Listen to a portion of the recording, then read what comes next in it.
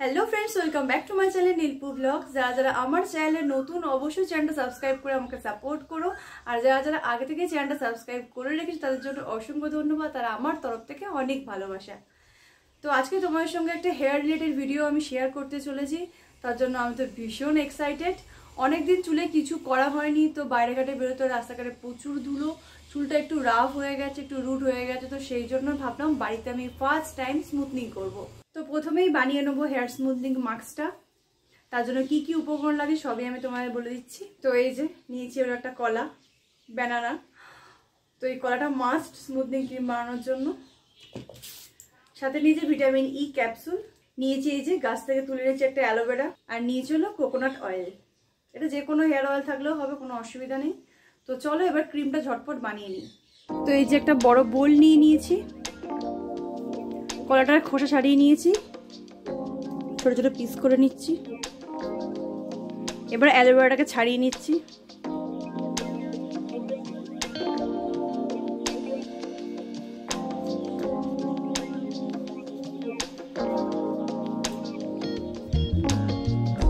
অ্যালোভেরাটাকে এভাবে তুলে নেব। তো অ্যালোভেরাটা পুরোটা নেওয়া হয়ে গেছে। দিচ্ছি কোকোনাট অয়েল, দিচ্ছি দুটো ভিটামিন ই ক্যাপসুল। এবারে সবকিছু খুব ভালো করে মিক্সিং বলে মিক্স করে নেব। তো হেয়ার স্মুথনিং মাস্ক পুরোপুরি রেডি। তো এই যে হেয়ার স্মুথনিং মাস্কের যে ক্রিমটা সেটা পুরোপুরি রেডি। এবার এটা পুরো চুলে অ্যাপ্লাই করব। স্মেলটা কিন্তু দারুণ। তো চুলটাকে আমি আঁচড়ে নিয়েছি, ক্রিম নিয়ে একটু একটু করে পুরো চুলে লাগাবো।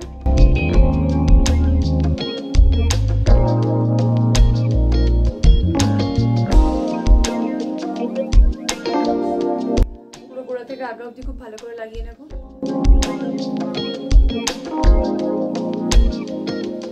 তো আমার এই সাইডটা লাগানো হয়ে গেছে, এবার এই পাশটা লাগাবো ভালো করে।